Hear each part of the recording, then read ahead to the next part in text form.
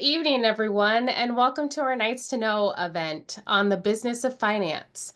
My name is Amy Pilcher, and I'm an associate professor of business administration, accounting, and economics here at Wartburg. It's a pleasure to have you with us tonight. I hope you've enjoyed this year's Visionary Voices so far and found inspiration in our previous events. If a particular moment resonated with you, we'd love to hear about it in the Q&A. It's always exciting to reflect on those standout moments together. Tonight, we're diving into the business of finance, a topic that explores the innovative strategies and ideas shaping the financial landscape. Guided by our alumni changemakers, we'll uncover insights into how they're making an impact in their industries and communities. And don't forget, there's still one more Nights to Know event ahead with Leaders in Athletics. Be sure to check out our website and watch your email for details on upcoming topics and dates. Thank you for joining us tonight as we continue to celebrate the remarkable voices leading the way forward. Tonight, you're joining us for a lively conversation with three awesome alumni, a current student, and President Becky, as they dive into the world of finance. It's going to be an eye-opening and fun discussion.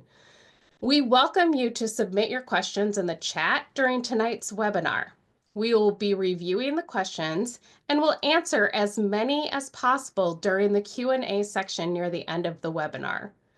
Now, please help me to welcome President Ertzman, the 18th president of Wartburg College.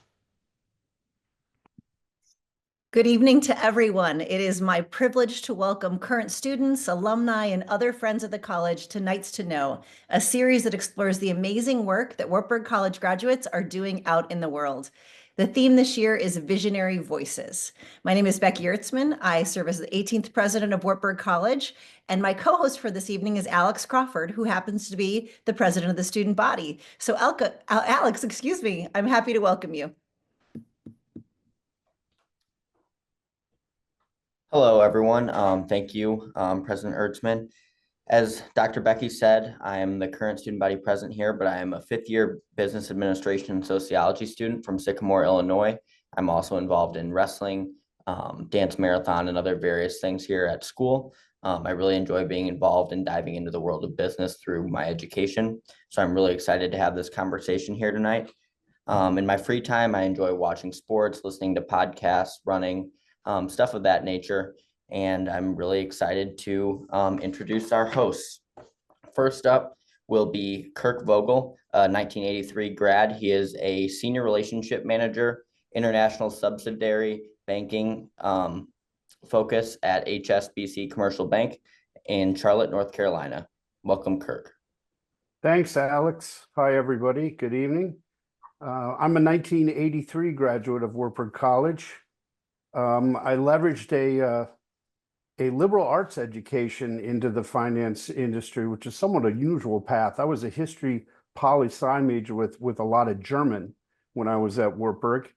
I added a MBA at American Graduate School of International Management, nicknamed Thunderbird, to my BA from Wartburg, and got hired by Deutsche Bank in New York in 1985, mostly because I spoke German, not because I was the sharpest accountant in the world. I've been in the business since 1985. I've always dealt with corporations, in other words, commercial banking.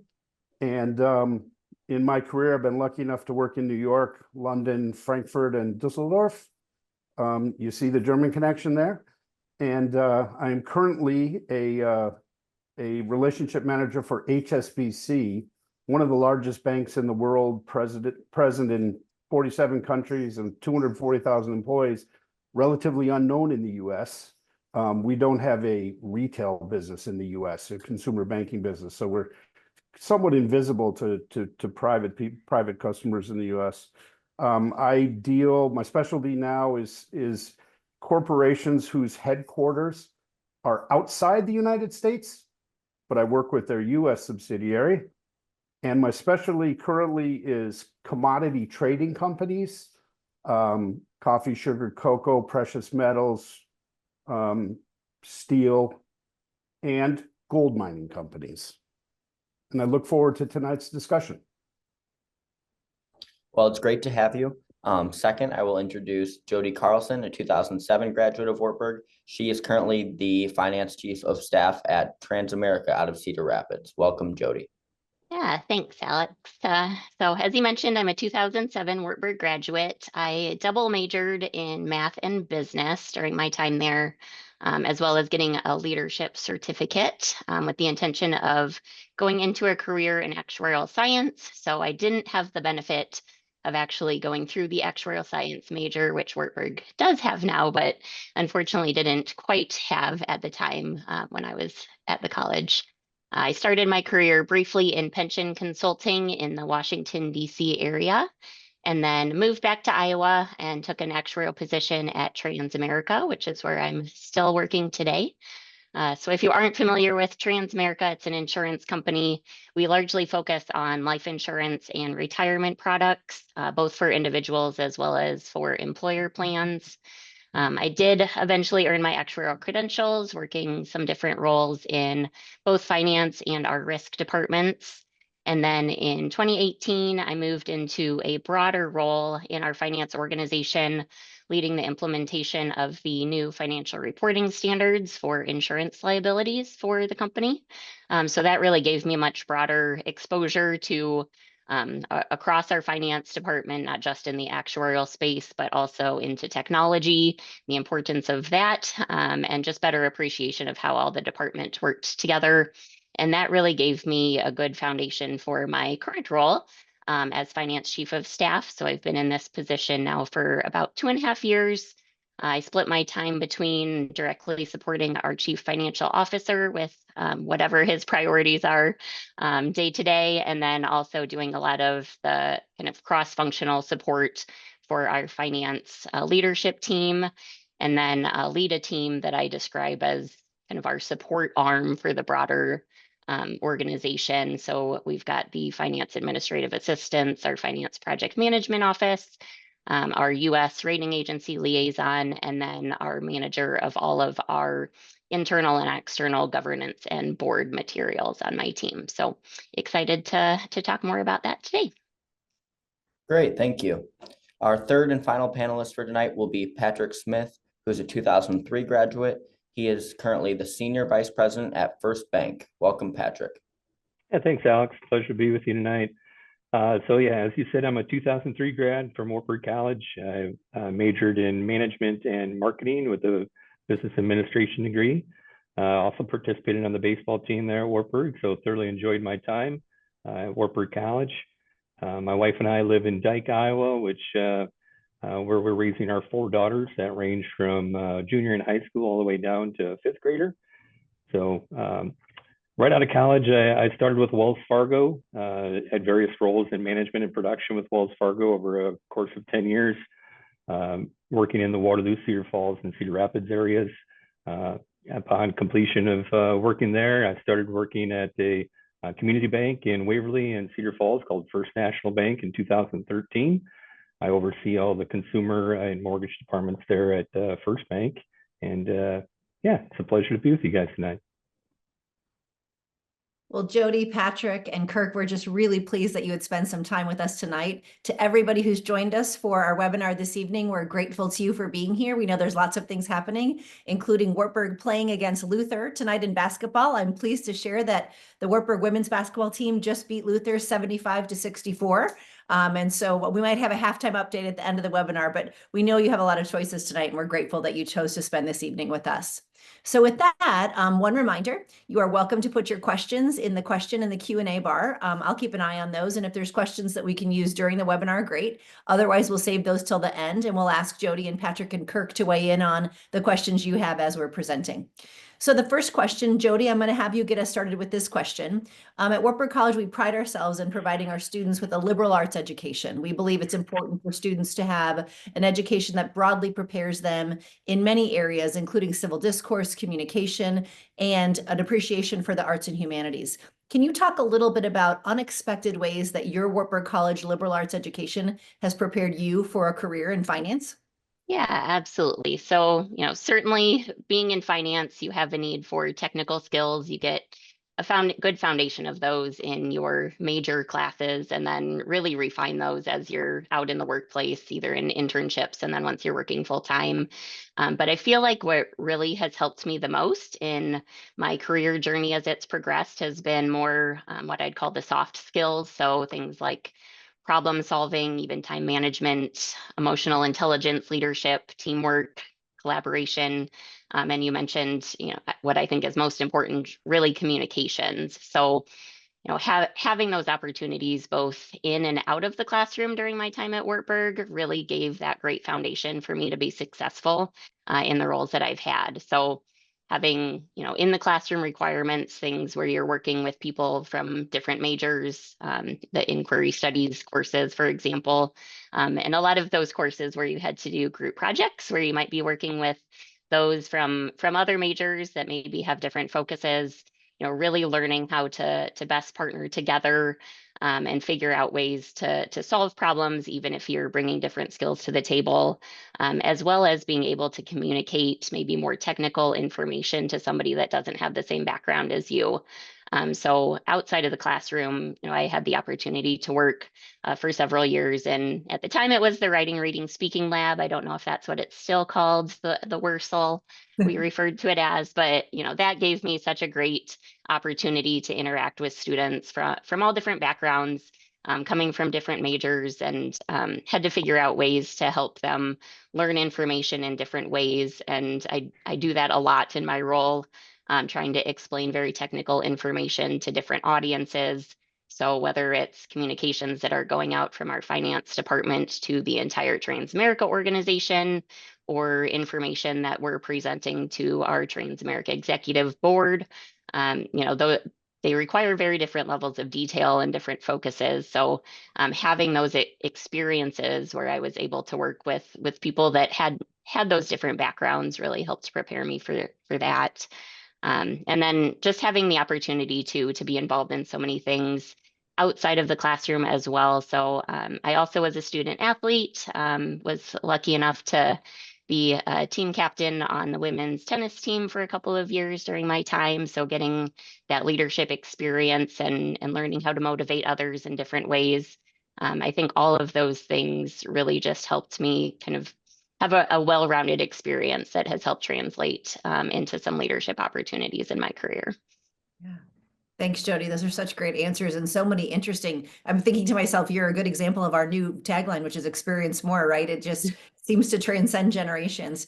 Kirk or Patrick, any thoughts on your liberal arts education and your experiences in your career in finance? Yeah, I couldn't echo Jody's comments any more. The teamwork and collaboration that you have both in and outside of the classroom, on the field, it was imperative to kind of the start of your career or my career. And coming from a very small high school, I graduated with a class of 43 people. So being able to come into a college that you have the ability to diversify and have a little bit of a cultural awareness of other people's thoughts, and maybe the way that you approach things may not be exactly how somebody from a completely different major or state, country may look at it. So it was very, very important to be able to utilize the opportunities that Wartburg provided, and then take it into your career. And it was exactly how you wanted it to happen. Thanks, Patrick. Kirk, any additional thoughts? Yeah, just I concur with Jody and Patrick. There is an amazing amount of critical thinking, verbal and written communication in banking. People think of it as a numbers game, but there's a lot of liberal arts type skills that you can acquire that will serve you well in finance.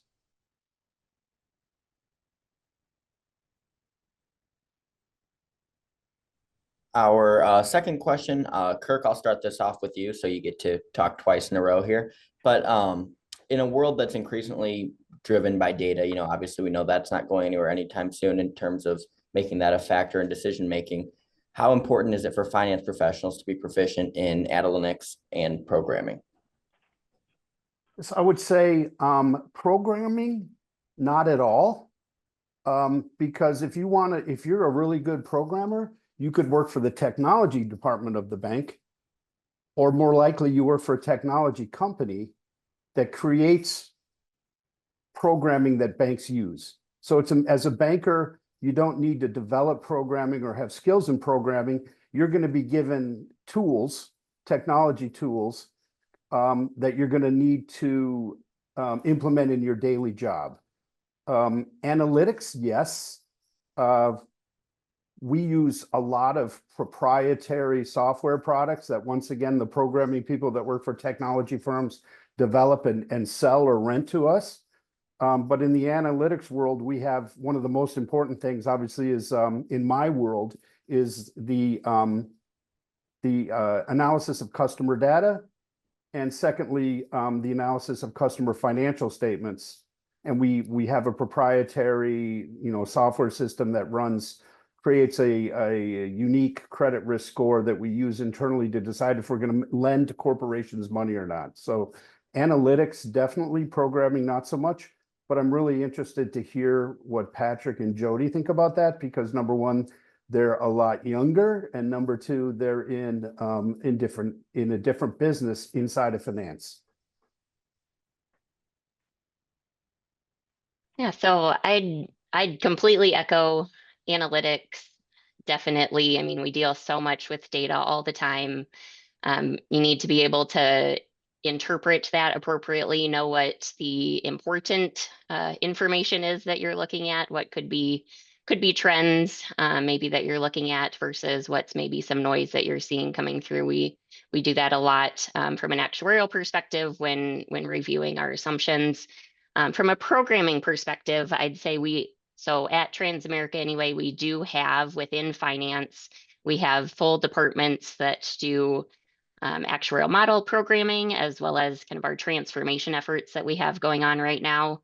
So we do have a number of employees that know programming, though I'd say probably entering the workplace today, it might be less essential to be an expert in any particular like programming language. Having some knowledge of how they work would be important. But I'm hearing more and more also that if you have that basic understanding of programming language, you can actually like leverage AI now to tell it what you want it to do, and it can write the code for you. So then it's a matter of just having kind of that understanding of generally how it works, but maybe not needing to know how to code it yourself. So I think, tapping into experiences with AI too would be helpful. Yeah, I couldn't agree more. I mean, everything that we deal with is data, and the ability to compute it and read it. As far as everybody on your team kind of has a certain role in production, or as a salesperson, it may not be as important for you to have those skills, but it's certainly very, very important to have those people around you that can support and provide that skill base if you don't necessarily have it or bring it to the table. If I could ask a follow-up on that question, we think every day at Wartburg College about how we not only gather data, right, or how our systems work together to, I would say, dump data into one location where we could have dashboards or those analytics quick at our fingertips.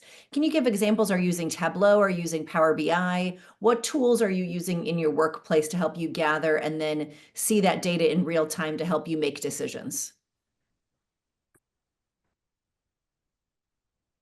We've used a mix of both, actually, Tableau and Power BI, and continuing to kind of transform, again, our overall infrastructure. So we're actually going through a major initiative to replace our general ledger right now. And with that, it'll completely replace all of our reporting tools. So that's actually, everything's going to be Oracle based. So that's really where we're moving as an organization right now.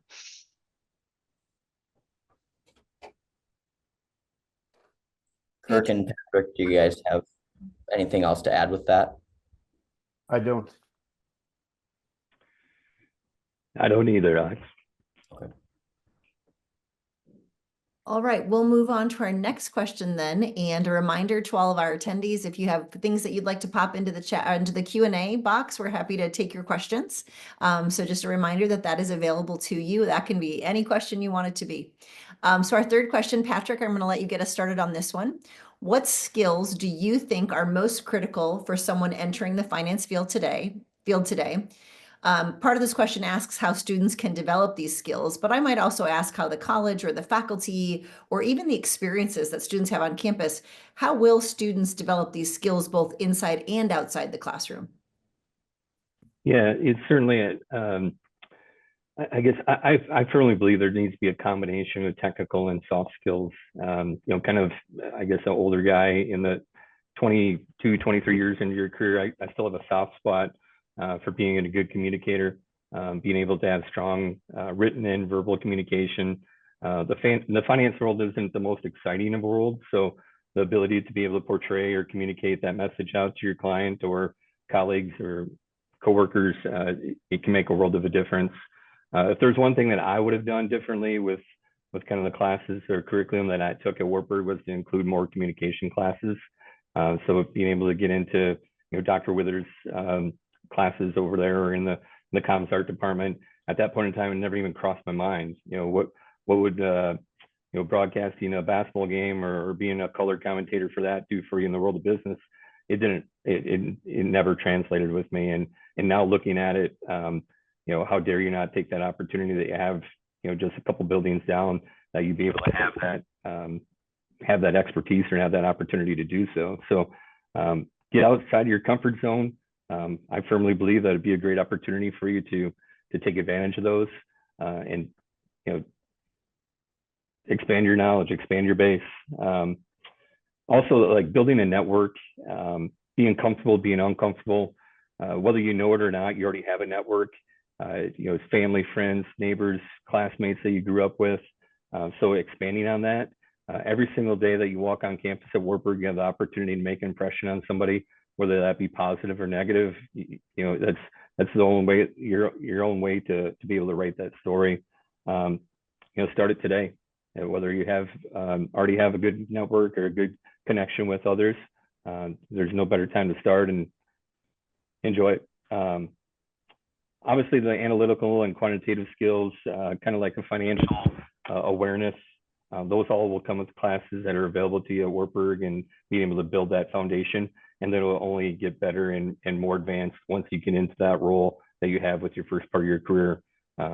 So be as wide ranged as possible, provide the opportunity for you to kind of be vulnerable and learn from that, and expand. You know, it's liberal arts, you know, you're not taking all your classes in just one area. It allows you the opportunity to expand and be able to become an expert in many.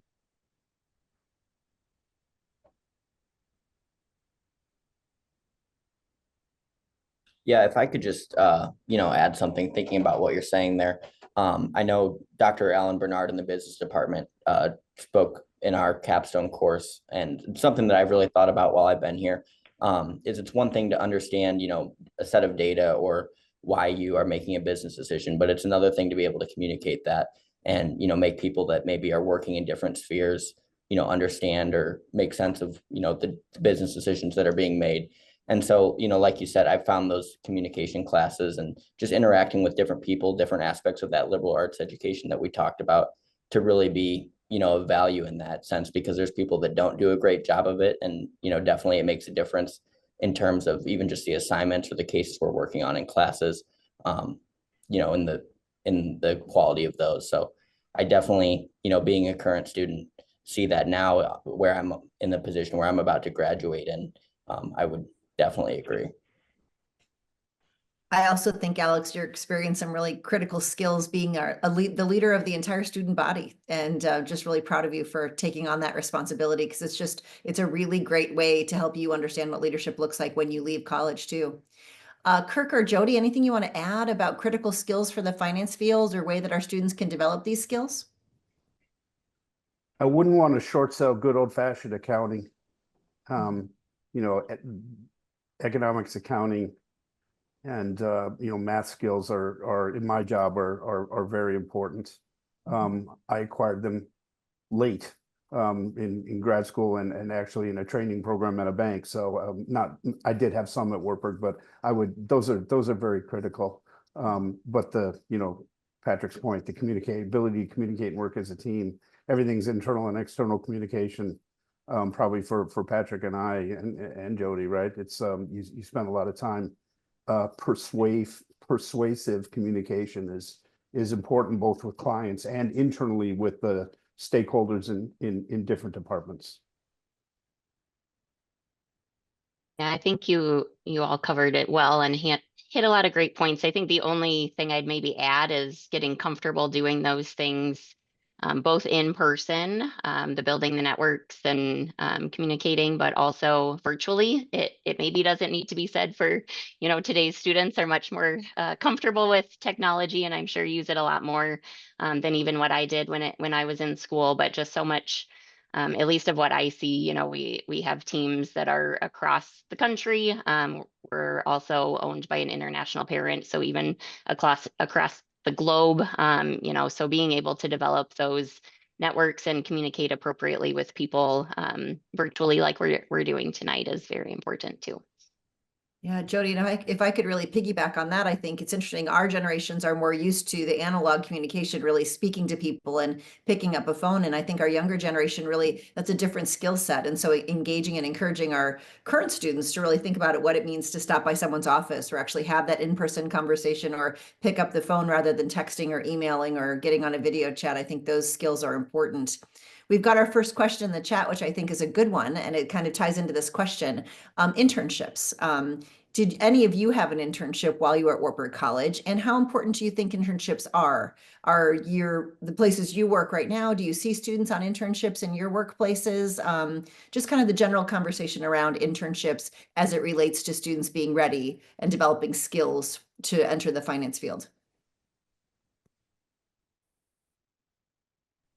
Sure. So I'll kick things off. I did have a couple years of internships during my time at Wartburg. So I mentioned I started out in the actuarial field before kind of expanding to broader finance roles. So they were actuarial focused internships. And we do actually, we won't hire an entry-level actuary without them having had an internship prior to them graduating. So from that career path, I'd say they're incredibly important.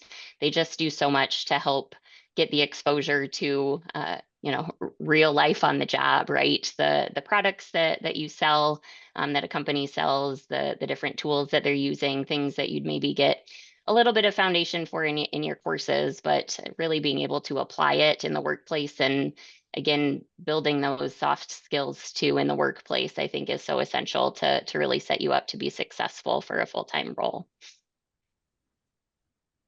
Yeah, I actually interned in the admissions department for 2 years and I absolutely loved it. So the ability to connect with people that you're showing around campus and show off the product that Wartburg College has to offer.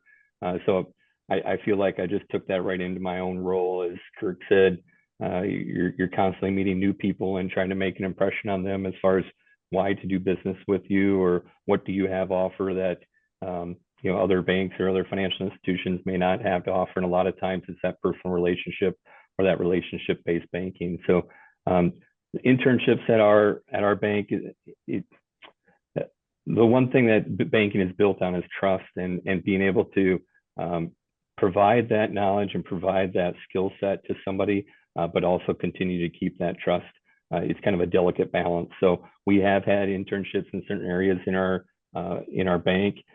We love to be able to bring in interns and then continue to try to employ them past Wartburg College. So in some of our best employees that we have came in and worked for 2 or 4 semesters with us and then continued on. And we love the partnership being in Waverly to be able to have that where students come in and assist. And then it's our jobs to try to impress on them that they can continue a career path in Waverly or in Cedar Falls with First Bank.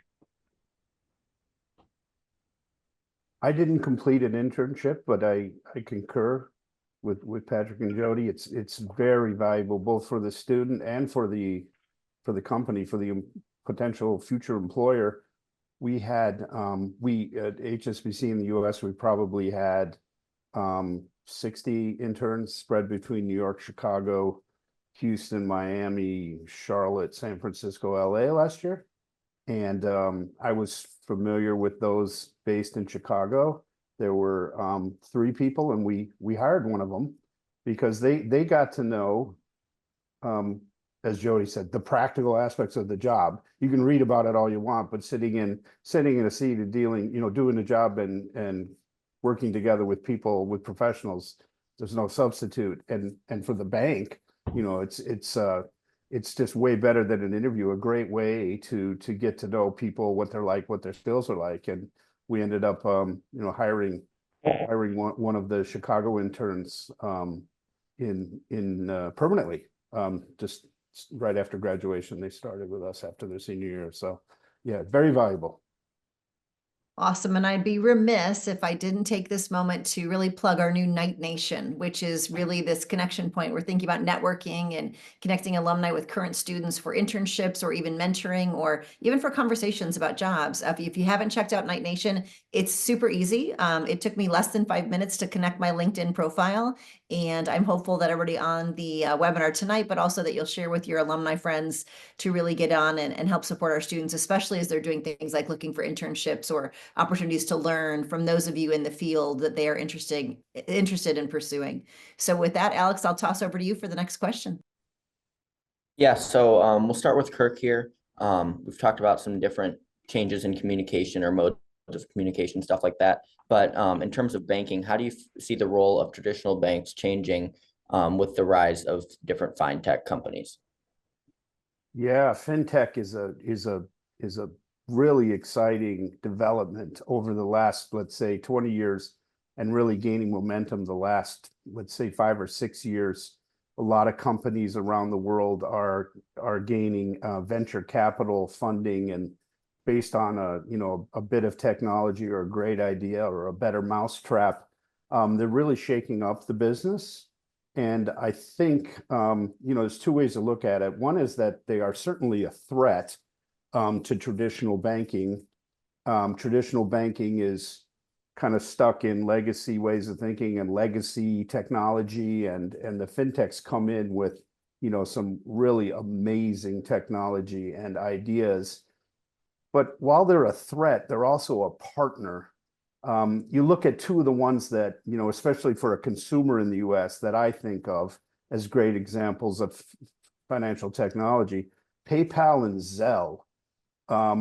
They're enhancing the consumer's experience with their bank, making it easier to pay, not having to figure out how to initiate a wire transfer or how do I move this money to my friend. We went out for dinner and I need to move them $25. That was a fantastic development, great for consumers. But at the end of the day, it comes out of your bank account and goes into your friend's bank account, right? So that's an example of a partnership of fintech and banking.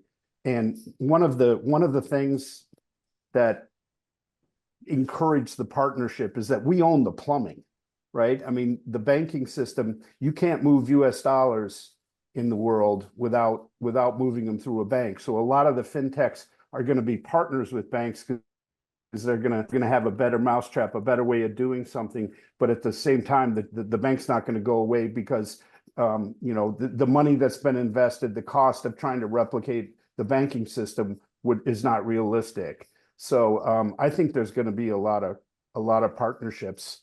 My son actually, that's how old I am. My son is in the industry. My son works for a fintech in Berlin, Germany, and he does what we call factoring, which is a business that's as old as the Medicis in Renaissance Italy. It's basically if you have a receivable, the bank will give you cash and then they worry about collecting the receivable. It's an ancient business, but banks do it extensively, but they never brought it down to a small business level because commercial banking runs on audited financial statements and 5 years of financial statements that show profitability and an adequate capital base and things like that.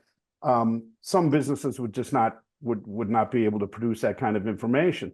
The fintech my son works for, they have an algorithm that the company gives access to their bank account, and the algorithm goes in and finds all the counterparties, all the customers of this business, how often they paid and how much they paid, and they use that data to approve a credit limit so that the customer can discount those receivables, get cash, and do more business, and not have to wait to collect all those receivables before doing the next sale. So fintech is a real revolution in banking.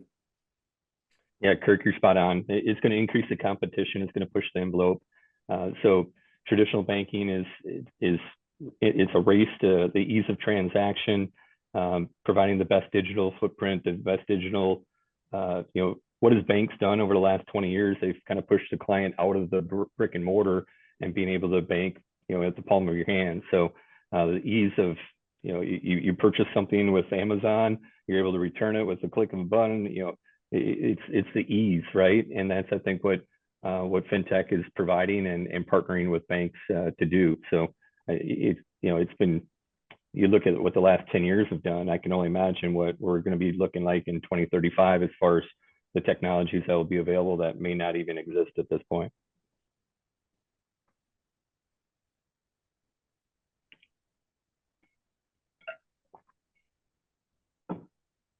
Jody, do you have anything to add before we kind of pivot, or? Not too much, no. So I'm coming from the insurance industry, so a little bit different focus here. And we haven't had quite as much disruption, I'll say, in life insurance yet, other than certainly we've seen other companies that can do underwriting much faster, and so trying to learn from what they're doing, and also have products and where we're able to speed up that process. There's been, I'd say, a little bit more disruption on property and casualty side in the insurance space from a technology perspective, but I certainly expect we'll likely see more in the coming years. Thank you all. It's interesting when you start talking about things that I'm just learning with you. So thank you for sharing all that, especially Kirk. There's a lot of great information there. So we're going to move towards challenges. And Jody, I'm going to ask you to start us off on this question. A reminder to folks, we've got 2 questions kind of holding for the end of our webinar, but we welcome your questions, especially as we get into some of this more interesting areas of conversation, even if you don't know something that you'd like to learn more about. So Jody, when you look back at your career, what are the biggest challenges that you faced in the finance industry, and how have you overcome them? Yeah, so I'll mention 2, and they're actually kind of related, though they may not seem like they are. But the first would be regulatory compliance, and the other that we've been talking about a lot is keeping up with technology. So, the technology is really helping us, though, to make sure that we can meet the changes in the regulatory environment. So I mentioned in my intro, I spent a number of years leading our implementation of the new financial reporting standards. That was an over 5-year program. When the new standards were released, it actually was supposed to be implemented in 2021, but so many companies were having such major disruption of their processes and data reporting that there actually ended up being 2 different delays. So it didn't end up going in until 2023. So it was a project that took us hundreds of millions of dollars and significant time and effort from hundreds of employees across the organization, not just in finance, but our technology, our product, our risk, our internal audit departments as well. At the time, we were kind of in the middle of a finance transformation, but had to really throw out our timeline and our roadmap and completely reprioritize the program in order to meet the new requirements of this standard, and not just from a process perspective where we're having to change, but now we had to retrain all of our people that were working on our financial reports, and how do they understand these new statements, building new controls out, new analytics to make sure that we were comfortable with the results. Incredible amount of data needs, more detail, being able to be more agile. All of these things really came into play.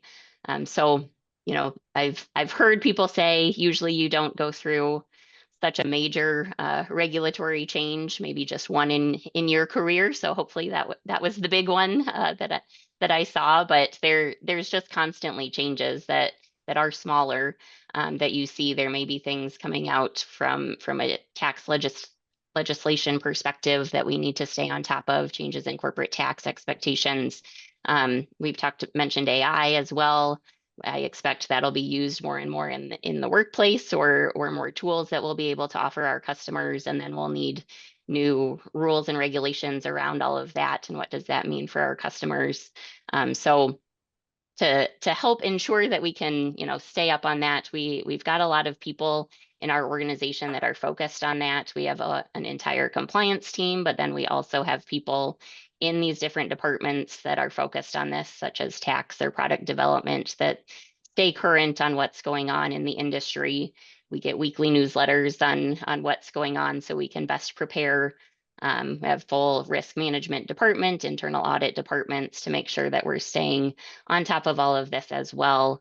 And then again, the technology is so important to make sure that we can pivot and we can implement these changes as they come. So, the learnings from having gone through this very painful multi-year rehaul of our processes has just really highlighted the need to be very agile with our transformation efforts, have the tools that our employees need to be able to analyze things quickly and learn quickly and adapt. So those are the two that I'd say that just they maybe take a lot more people and time and effort than what you might think. Thanks, Jody. Kirk or Patrick, any challenges you'd like to share?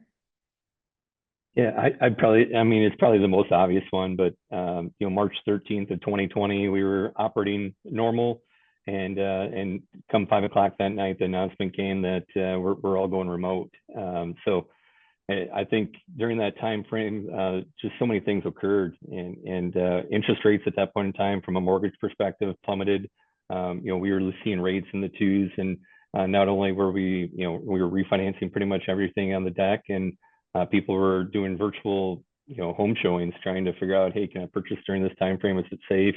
So it was a mass disruption that, when we came back from, some people may not have maybe opted to retire at that point in time, and trying to, I guess, replace that experience and replace that level of talent, just with kind of a snap of the fingers. That was a challenge. There was a mass need for PPP loans at that point in time, and so there was, while everybody was kind of sent home, it felt like that workload or the opportunity to service the customers was even more at that point. So you kind of had a stretch of both worlds, where you're trying to operate outside of your normal working space or working hours, and be able to figure out, okay, am I Zooming with customers? Are we texting back and forth? How can we get your e-sign documents out to them? And it really showed as far as what workflows were working, what was not working. What do we have to get into to be able to provide for the client that, typically in a traditional setting, wants to come in and speak. And it just accelerated everything to push towards the technology to have events like this that you may not be on campus face to face during homecoming week.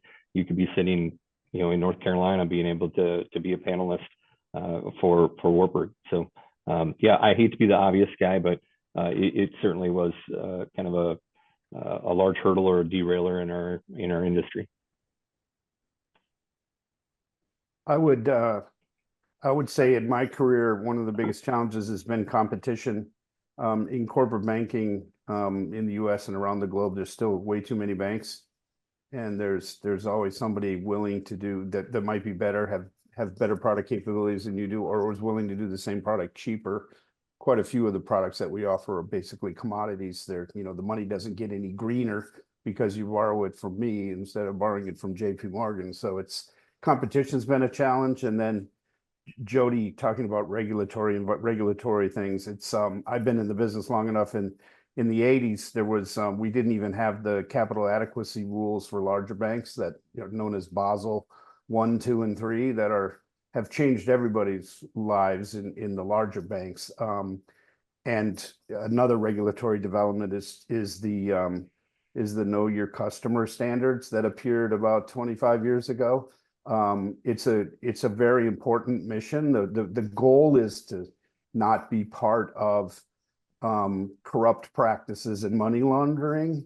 But the regime that was foisted on the banks by the OCC, Office Controller of the Currency, and the Federal Reserve is very draconian, and one size fits all. It's a blunt instrument. It doesn't always fit very well. So what we put our customers through in terms of what we require from them to onboard them and do business with them on an ongoing basis is very challenging. And the final challenge, I would say, kind of recent, Patrick mentioning the COVID crisis and the PPP world, geopolitical developments when, the US, obviously, Department of the Treasury has a list of countries that are sanctioned, the OFAC list, and some of them are old favorites. You guys would know them: Iran, Syria, people like that. Well, Russia invades Ukraine, and all of a sudden Russia falls right into that camp.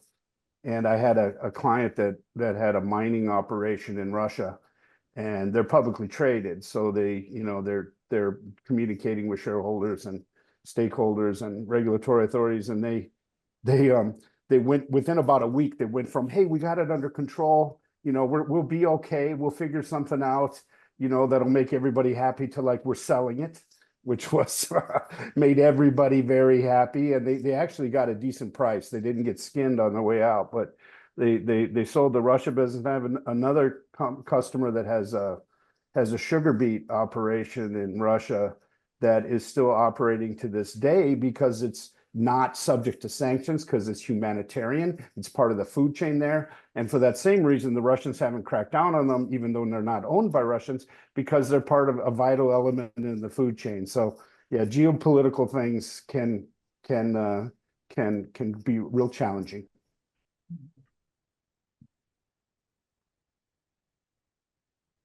So, with challenges being considered, Patrick, if someone is looking to build their financial literacy, what advice would you give them? To be an endless learner, to be honest with you. There is just so many possibilities that you have out there. Online courses, podcasts. The internet is a wealth of information that you sometimes need to sort through. But there's just things right at your fingertips that you're able to uncover and learn. Follow reputable news sources. To even like the smallest areas for college students.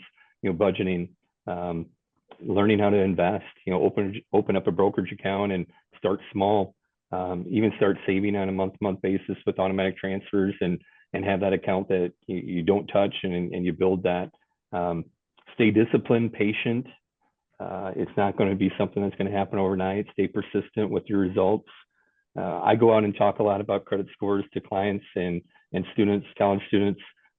First Bank offers a course called Credit in College, and it's really going out and trying to educate. There's nothing better than when you see a 22, 23-year-old young man or woman come into the office and they kind of have their ducks in a row. They know what they want to accomplish. They know what they have their down payment ready. They have their credit score in place.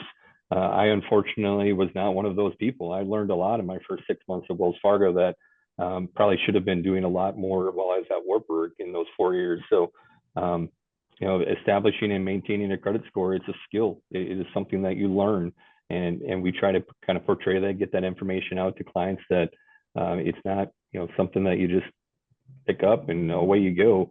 It's over a course period of time called your consumer life that you have, this score attached to you that tells the probability that you're going to be paying your bills back on time, whether that be to an insurance agency or to a bank or to your cell phone carrier. So, start small, kind of build that knowledge, especially at Wartburg. If you're not in the business department or not in the finance classes, there's nothing to be said that you can't pick up those traits and better yourself by the time that you walk out those doors.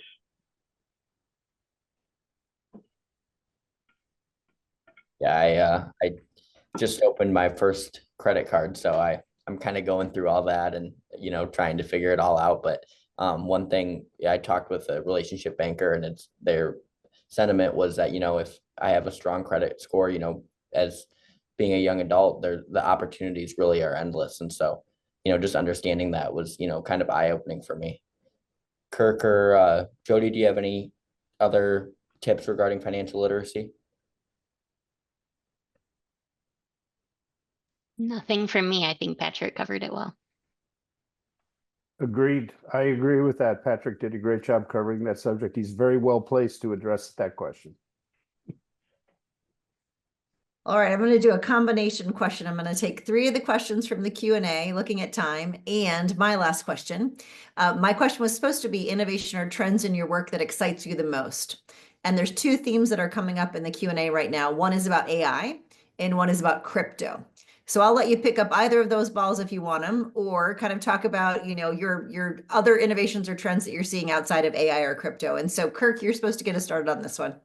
Okay, yeah, I'm very happy that was a question, because that is the development that I'm most excited about. Artificial intelligence is going to be a fantastic development for the financial industry, with some concerns, obviously, about people and their jobs.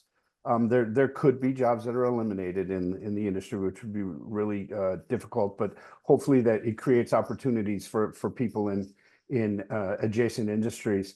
Right now, we use artificial intelligence as an example from my life.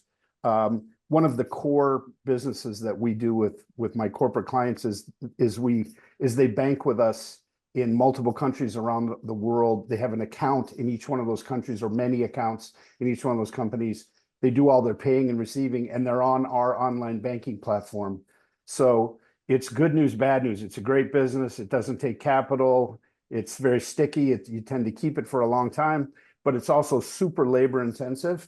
And customers send emails. Everybody's gotten used to that the last, especially after COVID, right? So you get these emails come flying in, and they're this payment, the beneficiary hasn't received this payment. Why didn't it go out? I was expecting a payment from somebody and they didn't see it come in. And, we're talking about companies that have, our checkbook times 100,000 transactions, right? So those emails now, when they come in, if they either go directly to our service team or I route them to our service team, we use AI to pick up key phrases and words and route that email to regardless of who it was sent to a subject matter expert for payment going out, didn't go, incoming payment not received, so-and-so said they sent it, signature changes on the account. All of these things are handled by AI initially now. They're routed to a subject matter expert who then replies with both the original email address of the service person that received it, and then their own email address as a subject matter expert. I'm looking forward to what I think they call generative AI, which would be, let's take that same example. The AI would not only route it to a subject matter expert, but would probably go research the issue, find the data, find the solution, and create an email and send it back to the client. That could be a fantastic development involving AI.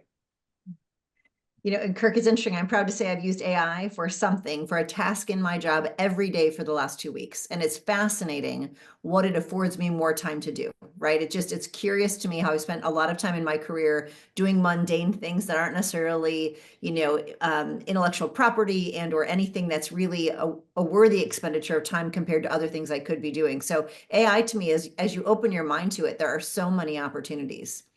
Patrick or Jody, anybody want to pick up the crypto ball, or do you have other innovations or trends that you'd like to talk about?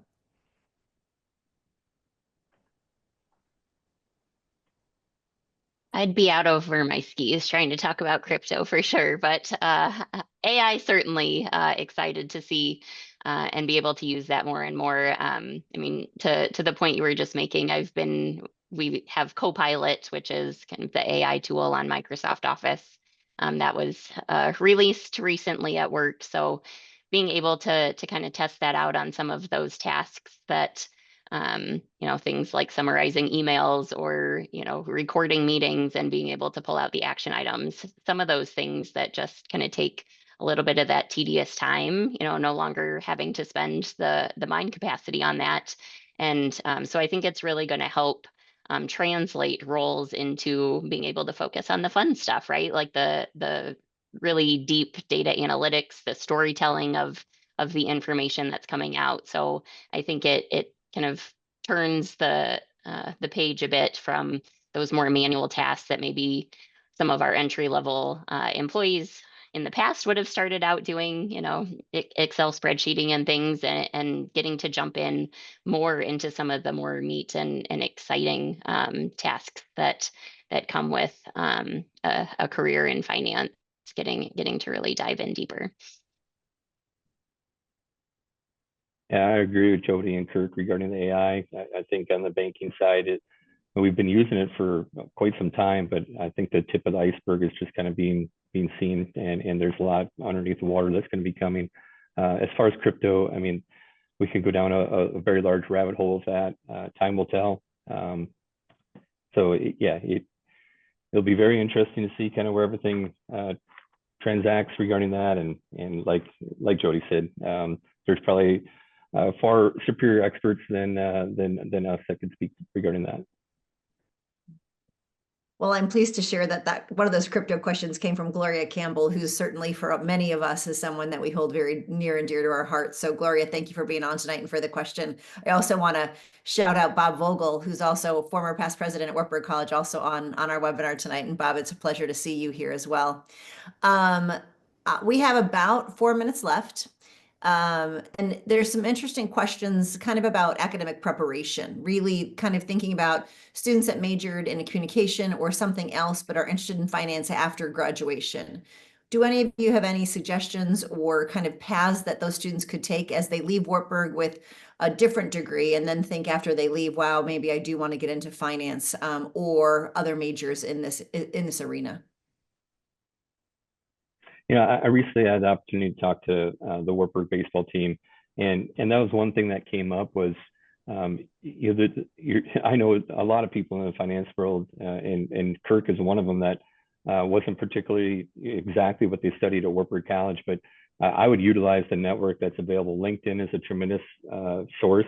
I challenge each one of those players to find somebody, through the Wartburg alumni network that played baseball, that is in the source or in the field that they're looking at going into, and connect with them, and really start to draw that network, draw that camaraderie together that a game can kind of can do for you. So utilize the technology that's out there, and be willing to maybe completely get out of your comfort zone if you majored in one and want to go in another, but there's always time and there's always opportunity.